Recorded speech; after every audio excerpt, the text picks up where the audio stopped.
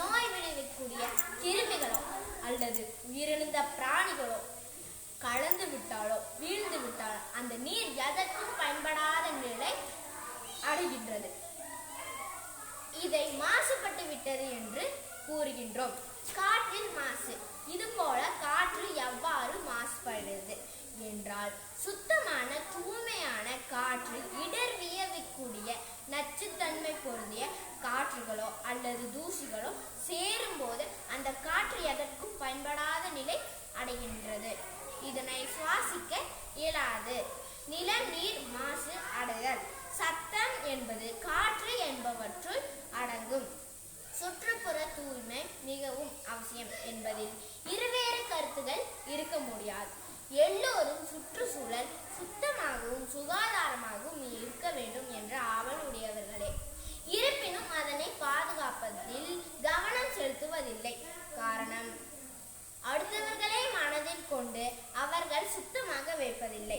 எனவே நான் சுத்தமாக வைப்பதில் அர்த்தமில்லை என்று ஒதுங்கி விடுகின்றனர். இந்த ஒத்துழையால் சுற்றுப்புற சுகாதார கேடு நிகழ்வுகின்றது. சுத்தம் சுகம் தரும், சுத்தம் சோறு போடும். நம் பழம்பெரும் காப்பியங்களில் கூட நம் சுற்றுப்புறம் தூய்மையாக இருக்க வேண்டும் என்பதற்கு பல நிகழ்ச்சிகள் கூறப்பட்டுள்ளன.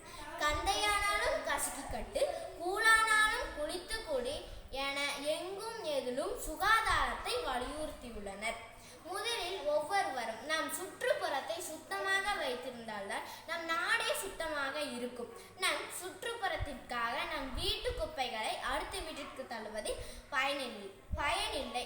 நம் சுற்றுப்புறம் என்பது நம் வசிக்கும், நம் அன்றாடம் செல்லும் இடங்கள், அதனை சார்ந்த இடங்கள் என்று அனைத்து இடங்களிலும் அடங்கும். சுற்றுப்புற தூய்மையினால் நமக்கு மாசற்ற சுத்தமான நீர், சுவாசிக்க சுத்தமான காற்று கிடைக்கும். உடல் நலமும் மனநலமும் பாதுகாக்கப்படும். விவசாயமும் தொழிற்சாலையும்.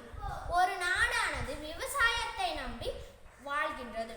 உயிர் நாடியான கிராமங்களும் மாசு அடைகிறது. புகையால் காற்று தன் சுத்தத்தை இழக்கிறது. உரம், பூச்சிக்கொல்லி மருந்துகளால் மாசடைகிறது. மனித கழிவுகள் வெளி இடங்களில் கழிக்கப்படுவதால் அந்த துர்நாற்றம் காற்றை மாசுபடுத்துகிறது. குப்பை கூளங்கள் கண்ட இடங்களில் கொட்டுவதால் அது தூசியாக மாறி காற்றை மாசுபடுத்துகிறது.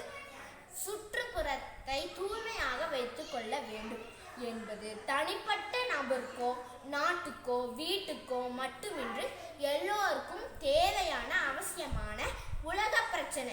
இந்த பூமி உருண்டையில் வாழும் அனைவரின் வாழ்க்கை பிரச்சனை.